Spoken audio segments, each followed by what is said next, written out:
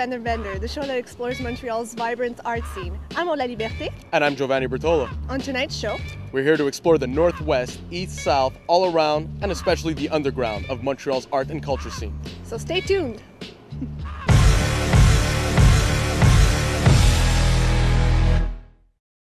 Graffiti, misunderstood art, or reckless acts of vandalism. The writing is on the wall, and you can't turn one corner without seeing some of this art being displayed. There is an annual festival called Under Pressure, and it showcases some of the best graffiti talent from all over the world. Our own Stephanie Bento took it to the street with more.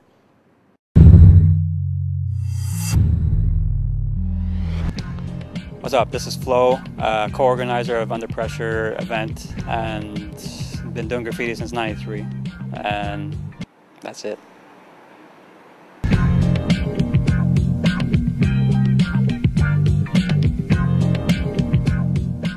Graffiti art has become part of mainstream culture. Under Pressure is a festival that takes place every summer in Montreal. Graffiti artists from all over Canada and the United States come here to show off their talent. One of the reasons why we had started Under Pressure, I mean, I was only three years into doing graffiti, but I still wanted to take it to another level where people appreciated full color artistic work as opposed to just the vandal side. Keeping it written, spitting continuous, moving units from international to local businesses. Nigga, you local risk in it. The Hip Hop Festival promotes graffiti art as a friendly competition between dozens of artists. But that's not how graffiti first started out. When the middle class began to desert big American cities in the 60s and 70s, they felt cities were decaying and declining and that nobody was left. But in fact, lots of people were left, the poor people and so on. And so they would make their mark by saying, we are here, this is our city. It was about, showing that you could write your name in ever more elaborate letters with multiple colors across wider spaces. So it became this kind of way in which different gangs or different people fought over who really owned the city. I jack all trades, got a hustler's mind, and when disaster strikes means I bust a rhyme and niggas bust they nine. Graffiti can go anything from tags, which is just simple lettering with either a spray can or marker, to bigger stuff, to full color pieces.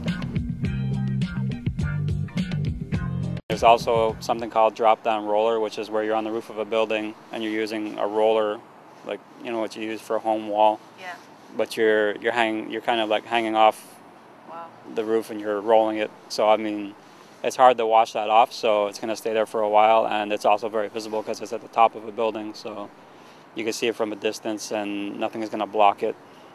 I started off on doing streets, and then I moved to street and freight trains. The freight train for me was more for myself and for the other people who do freight trains, because the freight train is going to travel to California or Florida, and when you hear back that your graffiti has been seen in California, you're happy. Not everyone recognizes graffiti as art, and some pay big bucks to get it removed. We asked Montrealers what they thought. It is considered vandalism, but some of them are nice, so it can be considered art. I don't notice it as intrusive or bothersome, but I don't stop to appreciate it and treat it like art either. When they're on corporate property, they're a lot more powerful than when they're on people's homes. I think we can say it's vandalism because you're not allowed to do it. Whether or not you approve of graffiti, you can't deny its growing popularity, especially now with the internet. A simple Google search will give you nearly 40 million hits. The internet has made things a little bit easier for people. Too easy to take somebody's style. They post a bunch of pictures of their stuff on the internet and then they think they're famous. Okay. And that's not the way it should work, You actually have to get out there and do a lot of more work on the street and get around. If you can't afford to go into a classy gallery, why not just take a walk downtown Montreal? There's tons of art to appreciate. For Fender Bender, I'm Stephanie Bento.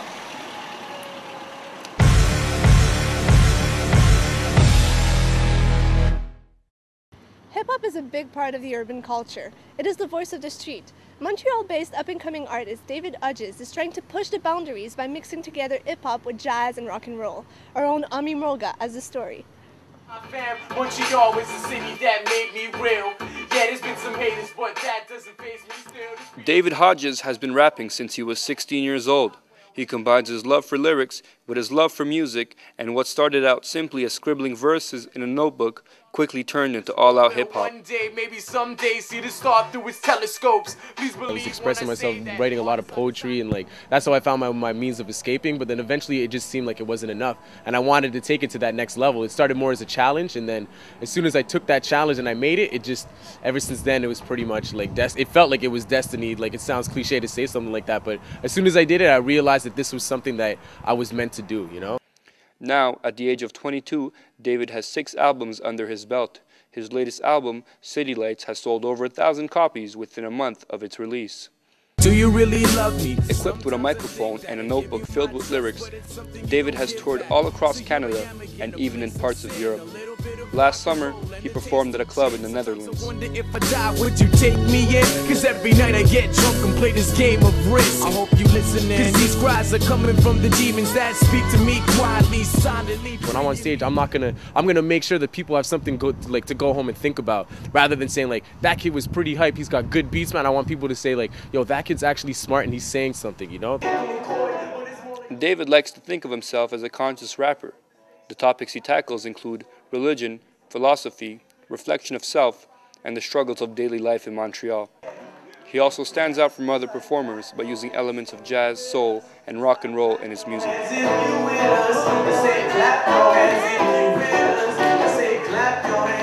CJLO's DJ, Doc Holliday, thinks that the Montreal hip-hop scene is filled with talent. Montreal hip-hop scene is very interesting. I love a lot of the artists that I've listened to recently. Metaphors, Hodges, Velvet Trench Vibe. The whole ICM crew is insane. I love listening to those guys. While David agrees, he believes that despite the obvious talent, Montreal artists rarely get a chance to showcase it to a mass audience. The Montreal scene, like, you have the people, there's support here, man. When it comes to following, like, and fans and friends and family, like, it's really, really like a tight bond, man, between everybody. But when it really comes down to it, man, there seems to be a lack of investors. There seems to be a lack of interest.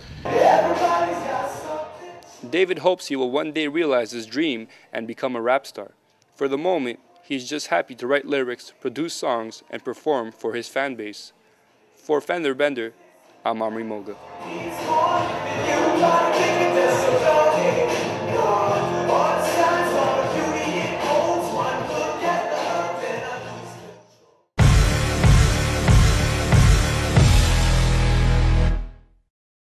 St. Catherine Street has always been the main focal point for fashion and shopping within the city of Montreal. The guys from Dom Rebel have penetrated the international market with their own unique blend of handmade t-shirts, without even having to leave their own basement. Eau de la Liberté has more.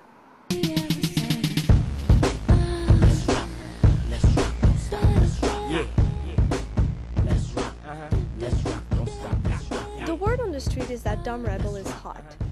The brand, which specializes in distressed, bold t-shirts, is selling the hippest boutiques. You would think that these highly coveted t-shirts would be produced in a multi-million-dollar facility. But this is where the magic happens, in the owner's own home. Wake up, I look up at Christ and thinking. Hey, what's up everybody? My name is Justin Sfatina. I'm the designer for Dom Rebel.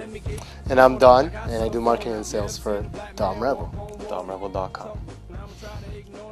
Justin and Don have been producing t-shirts since 2003, but what they have been doing is something rare in the industry. They have been doing their t-shirts by hands. The t-shirt itself is manufactured either in Los Angeles or Montreal. We make them in 2 places. Those are made by machine, people sewing, whatever, but it's all the detailing that we do on the shirts afterwards is done by hand. So the grinding, the distressing, the washing. Even the designs are done by hand.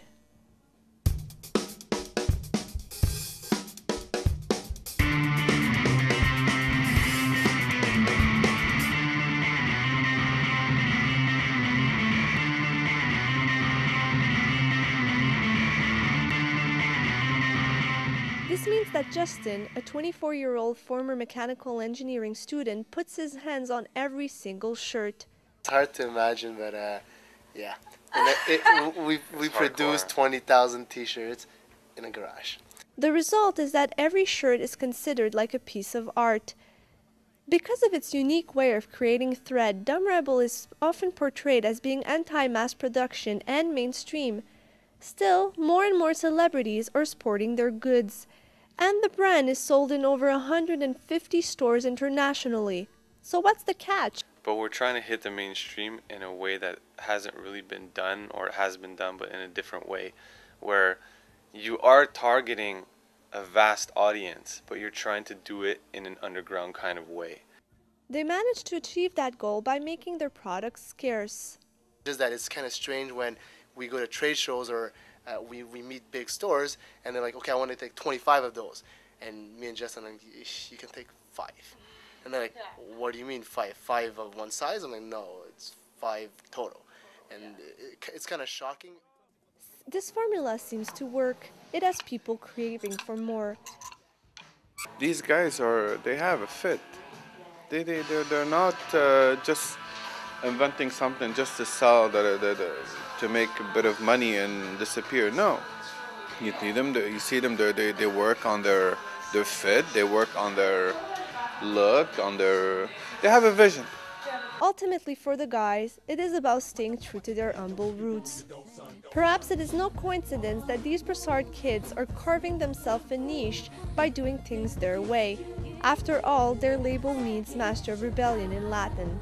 For Fender Bender, Amo La Liberté reporting.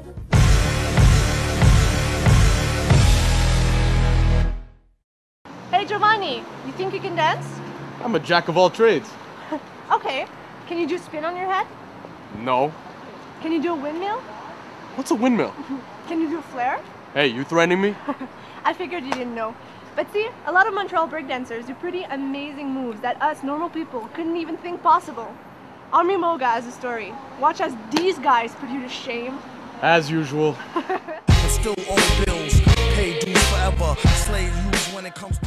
Montreal harbors a great deal of talented breakdancers. Hip-hop festivals like Under Pressure give these local b-boys a chance to mesmerize the Montreal crowds. Lazy Legs is one of the city's most recognizable breakdancers. Pardon him for the mix-up. Battle for your Atari cartridges or put your kicks up. Do anybody know my name? What's up? This is Luca Patuelli, aka B-Boy Lazy Legs, representing Illmatic Styles Crew, Montreal, Canada, Washington, D.C. Peace. Hold on, I want y'all to say my name like this. There are 7 wonders in the world you're about to witness. Luca Patuelli has overcome great odds to get where he is today. I was born with arthrogryposis. It's a condition that affects the muscular growth and it affects the bone structure and the joint movement in your body. Fortunately, I was able to have this only affect me from the waist down. Normally, this condition can affect any part of your body. His nickname, Lazy Legs, was coined once Luca got into the art of breakdancing. I've always tried to find a way to adapt myself to do what I wanted to do. I mean, it might not have been the proper way to do it, but I adapted it so it'd be my way of doing it. And when I saw breakdancing for the first time, I knew I could do it. And I know it requires a lot of strength, and my arms are strong already, so I use that to my fullest advantage. When he moved to Montreal almost 5 years ago, he brushed off the rust and took up breakdancing again. Now, at 22, his distinct style has brought him both nationwide attention and recognition within the hip-hop community. When I moved here to Montreal, I didn't really know anyone, so after moving here, I was like, I need to start breakdancing again. I joined a crew 2.5 years ago, Illmatic Styles, and since I joined the crew, we've been traveling all around North America. After moving to Montreal, Luca quickly fell in love with the city's hip-hop scene. I grew up in Washington, D.C., and I can tell you that Montreal has a great urban scene. It's big enough for people to expand and blow up, but it's small enough for everyone to know each other, and I think everyone has like enough respect for each other to be friends, you know. Aside from breakdancing, Luca has even bigger goals in mind. By the age of 25, he plans on fulfilling his lifelong dream of walking without crutches. For Fender Bender, I'm Omri Moga.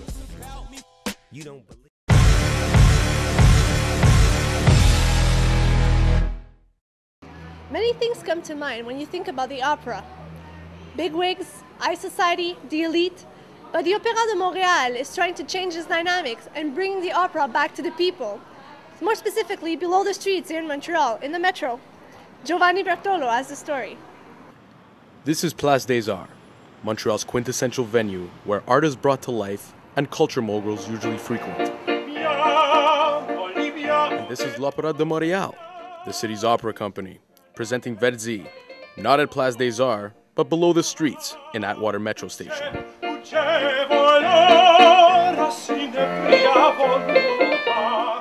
The opera has always garnered the reputation of being performed for the aristocrats and representatives of high society.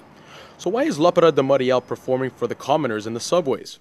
We met up with Pierre Vachon, Director of Communications, Marketing, and Special Projects, to answer the question. Why not? The idea is to bring the opera to the people. Instead of having people coming to the halls, in the usual sort of a place to hear opera, we thought that we would offer opera to everybody to make sure that everybody could actually get a glimpse or a grasp of what we are doing. And the best way to do that is actually going down there on the streets and, show people what we do. Training her voice since she was 15 years old, soprano Charlotte Corwin has been with the company for 2 years. She feels that l'Opéra de Montréal has a responsibility to reach out to the public and expose them to this type of performance art. Well, I think that especially l'Opéra de Montréal has a mandate to reach out to the community and to show people that opera isn't only for sort of stuffy old people. It's something that really can reach a lot of people in the community. And having sung in the Metro was one of the most brilliant experiences. Singing with people only a few meters away from us. We had about 100 people each time. And it was so wonderful just to see people who've never heard opera before in their lives so involved in it, and kids sitting around at our feet. And it was just so great to reach out like that to people who've never seen opera. Fending off past preconceived notions that the opera is associated with the elite has allowed l'Opéra de Montréal to change its focus and bring the opera back to the people. So, do you believe that the opera is really a representation of the people and of society? It is. It has always been an art of the people. I mean, it was first sort of an art of an elite, but it lasted only a few years, for about 30 years. And then very, very short, very, very rapidly in the history of opera in the 17th century, when we opened the first public theater, the first public and paying theater, well, opera became a popular art. It was here at Atwater Metro Station where l'Opéra de Montréal conducted their performance of Verdi in front of the Montreal commuters. Place des Arts and UQAM are another one of the metro stations that were used for the performances from l'Opéra de Montréal. According to our sources, many more shall follow in other places to be named later. I think it would be public places, places like parks, for instance, or shopping centers, where there's a lot of people coming in, and where actually opera has to be public, has to be there for everybody. As far as future plans are concerned for l'Opéra de Montréal, they will continue to enrich young and old minds alike by venturing outside the walls of Place des Arts and cement their place as a cultural staple within the city. For Fender Bender, I'm Giovanni Bertolo. Well, that's a wrap on this week's edition of Fender Bender.